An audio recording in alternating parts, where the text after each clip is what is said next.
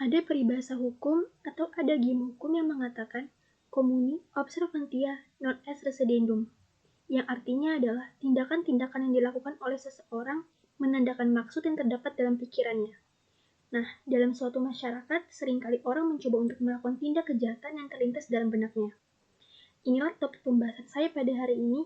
Assalamualaikum warahmatullahi wabarakatuh. Shalom, Om Swastiastu, Namo Buddhaya, salam kebajikan dan salam sejahtera bagi kita semua.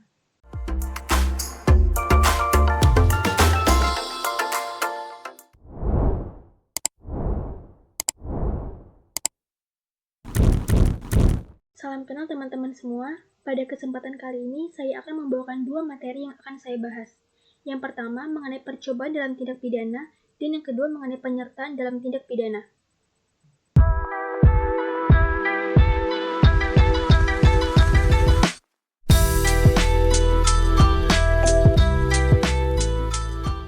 Percobaan dalam tindak pidana atau pogging.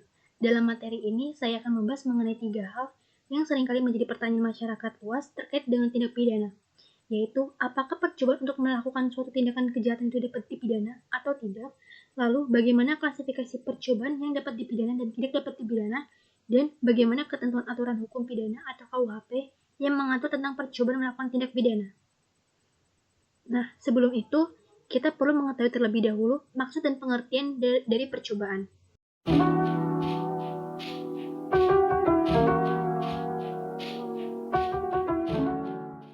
Menurut John Emmeling, percobaan sendiri dimengerti sebagai upaya untuk mencapai tujuan tertentu tanpa adanya keberhasilan.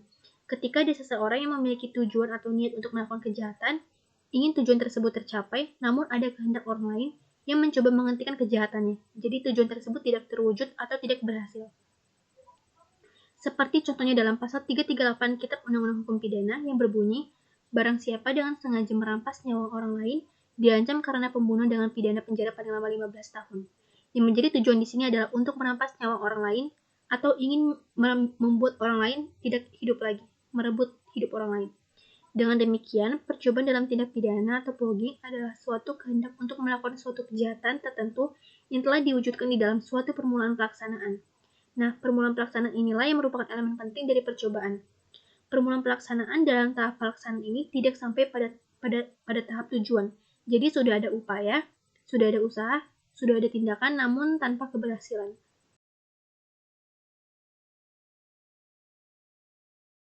Percobaan dalam melakukan tindak kejahatan diatur dalam pasal 53 dan 54 KUHP.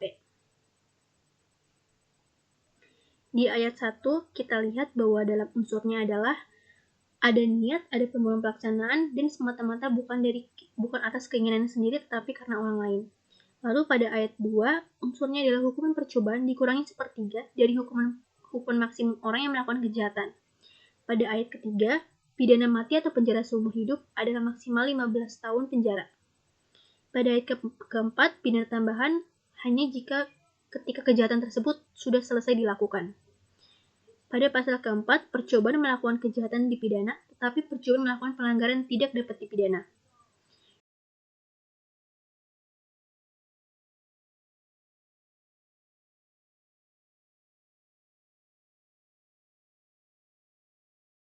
Syarat-syarat yang harus dipenuhi untuk membuktikan seseorang telah bersalah dan dapat dihukum karena telah melakukan suatu percobaan tindak kejahatan adalah: 1. Adanya suatu niat atau kehendak. Yang kedua, adanya suatu permulaan pelaksanaan sebagai perwujudan dari niat atau kehendak itu. Jadi niatnya itu sudah diwujudkan dengan perbuatan atau pelaksanaan, namun pelaksanaannya belum selesai. Yang ketiga, pelaksanaan tidak selesai semata-mata bukan karena kehendak atau keinginannya sendiri, melainkan disebabkan oleh masalah-masalah yang berada di luar kemauannya karena orang lain. Nah, kita lihat apa yang dimaksud dengan niat di sini.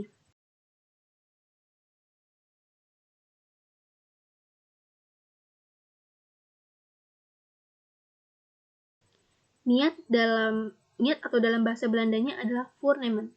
Dalam doktrin atau jurisprudensi ditafsirkan sebagai kehendak atau maksud. Jadi dalam bahasa sehari-hari kita mengenal bahwa niat ini merupakan sikap batin dari seseorang yang menarik kita untuk melakukan apa yang akan kita perbuat. Contoh kasus misalnya, seseorang yang berniat membunuh temannya. Ia hendak melakukan maksud dan niatnya tersebut, yaitu dengan meracuni temannya ini. Nah, itu baru niat dari si pelaku aja nih. Niat tersebut dapat dilihat dari sudut pandang subjektif dan sudut pandang objektif. Kalau sudut pandang subjektif, itu sudut pandang setiap orang berbeda-beda. Kalau hanya dari hati atau batin saja terhadap suatu perbuatan seseorang. Contohnya ketika seseorang ditangkap oleh polisi, lalu orang tersebut melarikan diri. Berarti kan di situ sudah ada unsur subjektifnya, karena ada kekhawatiran dari orang tersebut mengapa ia lari. Sedangkan sudut pandang objektif itu adalah sudut pandang setiap orang yang sama. Jadi kalau objektif itu perbuatan yang ditujukan secara nyata. Contohnya ketika seseorang yang dihukum 5 tahun penjara. 5 tahun penjara di sini adalah objektif karena tidak dapat berubah, merupakan ketentuan hukum. Lalu syarat yang kedua adalah adanya permulaan pelaksanaan. Nah, pada contoh kasus yang meracuni temannya tadi, orang tersebut mengajak temannya untuk pergi ke suatu kafe dan merencanakan perjanjian pada jam 4 sore melakukan pertemuan di kafe. Nah, temannya tersebut oke-oke aja karena dia mikirnya untuk nongkrong-nongkrong. Lalu dia berencana untuk pergi 2 jam lebih cepat dari apa yang dijanjikan. Untuk apa? Untuk meracuni minuman temannya tersebut. Nah, perbuatannya tersebut sudah termasuk dalam permulaan pelaksanaan karena dia sudah mewujudkan rencana atau niatnya untuk meracuni si teman ini. Di dalam permulaan pelaksanaan harus sudah ada niat, lalu sudah ada perbuatan yang terwujud juga. Handling. Handling itu apa? Hand itu tangan, jadi sudah ada perbuatan fisik dari niat tersebut. Selain itu, ada juga beberapa kejahatan yang percobaan tidak dapat dihukum. Misalnya, percobaan menganiaya dalam pasal 351 ayat 5, percobaan menganiaya binatang pada pasal 302 ayat 3, dan percobaan perang tanding yang diatur dalam pasal 184 ayat 5. Apa legal reasoning atau alasan hukumnya pasal-pasal tersebut tidak dapat dihukum? Actus mens rea, yang artinya niat jahat seseorang tidak dapat dihukum dalam konteks pidana. Jadi kalau hanya niatnya saja ya kenapa harus dihukum? Beda lagi kalau misalnya ada niat, lalu ada perbuatan atau permulaan pelaksanaannya.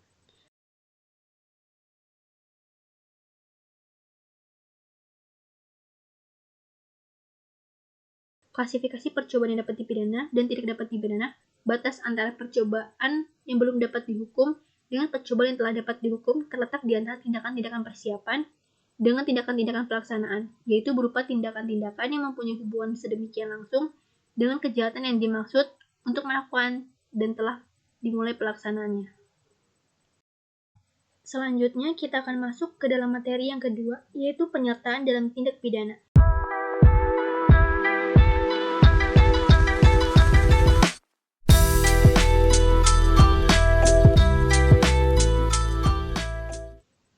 Penyertaan dalam tindak pidana atau deal naming.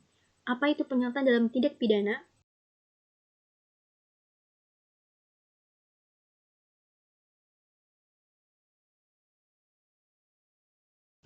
Penyertaan dalam tindak pidana adalah perbuatan membantu pelaku tindak pidana dalam merencanakan, mempersiapkan, dan melaksanakan tindak pidana.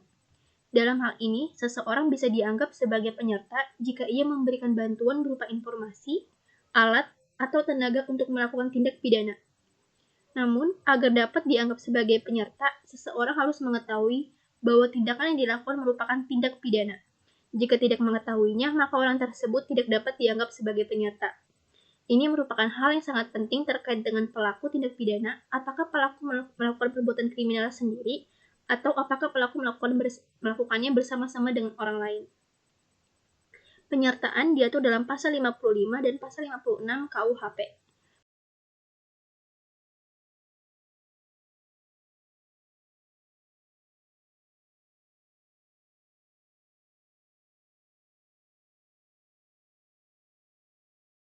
Penyertaan dalam tindak pidana dapat dibedakan menjadi beberapa jenis, yaitu ikut serta melakukan tindak pidana, membantu melakukan tindak pidana, dan memberikan kesempatan sarana atau jaminan untuk melakukan tindak pidana. Contoh kasusnya adalah ketika ada seorang pencuri yang beraksi bersama-sama dengan orang lain untuk mencuri sebuah toko. Contoh dari jenis penyertaan yang kedua adalah seseorang yang membantu pelaku utama dalam melarikan diri setelah melakukan tindak pidana.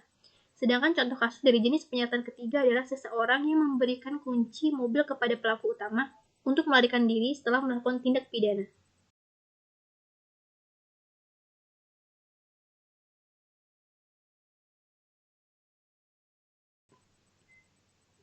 Menurut pasal 55, dipidana sebagai pelaku tindak pidana adalah mereka yang melakukan, menyuruh, melakukan, turut serta melakukan, memberi atau menjanjikan sesuatu yang menyalahgunakan kekuasaan atau martabat dengan kekerasan, ancaman, penyesatan, atau dengan pemberi kesempatan sarana atau keterangan sengaja menghancurkan orang lain untuk melakukan suatu perbuatan. Untuk definisinya sendiri, pelaku atau plagier yaitu orang yang melakukan sendiri perbuatan kriminalnya. Orang yang menyuruh melakukan atau doing plagier, yaitu adanya dua pihak atau perantara, yaitu pembuat langsung dan pembuat tidak langsung. Pembuat tidak langsung yaitu orang yang hanya dijadikan alat atau hanya dimanfaatkan saja. Penganjur atau whitlocker, yaitu orang yang menggerakkan orang lain untuk melakukan suatu tindak pidana dengan menggunakan sarana-sarana yang ditentukan oleh undang-undang, yaitu memberi atau menjanjikan sesuatu, menyalahgunakan kekuasaan atau martabat, kekerasan, ancaman, atau penyesatan dengan memberi kesempatan, sarana, atau keterangan. Orang yang turut serta atau made plagier adalah orang yang bekerja sama secara sadar melakukan hal yang dilarang oleh undang-undang dan melakukannya secara fisik sehingga selesainya delik yang bersangkutan. Pembantu atau media plictige. Pada pasal 56 dikatakan, yang dapat dipidana sebagai pembantu kejahatan adalah mereka yang sengaja memberi bantuan kepada orang pada waktu melakukan suatu kejahatan atau mereka yang dengan sengaja memberi kesempatan, sarana, atau keterangan untuk melakukan kejahatan. Agar seseorang dapat dianggap sebagai pelaku atau penyerta dalam tindak pidana, terdapat beberapa syarat yang harus dipenuhi.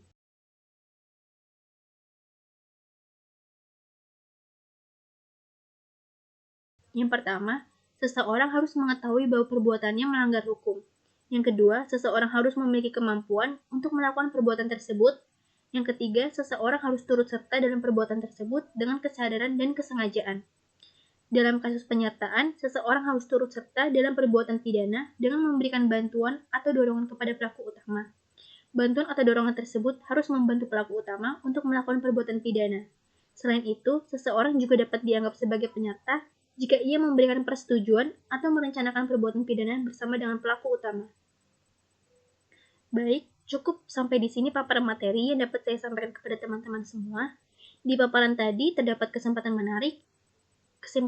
menarik, yaitu perbedaan antara pelaku atau pembuat dengan penyerta atau pembantu dalam tindak pidana. Yaitu pelaku tindak pidana adalah orang yang melakukan perbuatan melawan hukum secara langsung, sedangkan penyerta dalam tindak pidana adalah orang yang membantu, mendorong, atau memfasilitasi pelaku untuk melakukan tindak pidana tersebut.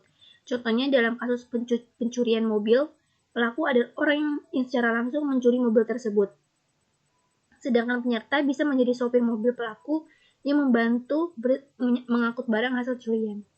Terkait hal ini, saya akan meluangkan sisa waktu yang ada untuk diskusi lebih lanjut, yaitu dengan membuka sesi tanya jawab bersama dengan rekan saya.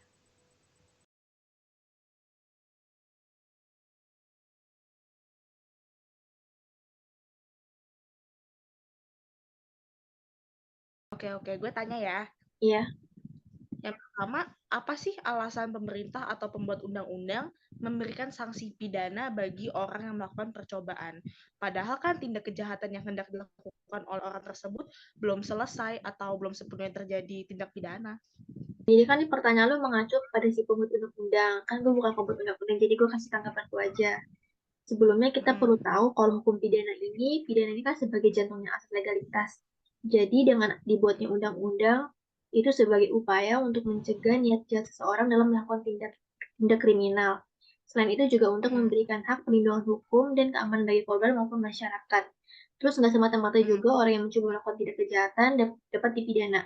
Tapi perlu dilihat juga dari sudut pandang subjektif dan juga objektifnya, apakah ia memenuhi syarat sebagaimana dimaksud dalam pasal 53 atau enggak. Terus untuk penyertaannya bagaimana pertanggungjawaban pidananya bagi si pembantu? Apakah sama hukuman dengan si pembuat? Beda, karena si pembuat dan pembantu ini kan perannya juga beda ya masing-masing. Ada yang melakukan tindak kejahatan, ada yang ngebantu. Kalau yang membuat ini sanksinya lebih berat daripada yang membantu. Yang membantu ini sanksinya dikurang 1/3 dari yang membuat tindak kejahatan tersebut. Gitu. Oke. Udah jelas banget. Makasih. Iya. Makasih juga ya udah jawab pertanyaan gue. Oke. Sama. Sekian presentasi video ujian akhir semester hukum pidana mengenai percobaan dan penyertaan dalam tindak pidana. Terima kasih kepada teman-teman semua yang sudah meluangkan waktunya untuk menyaksikan video presentasi saya hingga akhir. Mohon maaf apabila ada kesalahan. Wassalamualaikum warahmatullahi wabarakatuh. Shalom, Om Santi Santi Santi Om. Namo Buddhaya, salam kebajikan dan salam sejahtera bagi kita semua.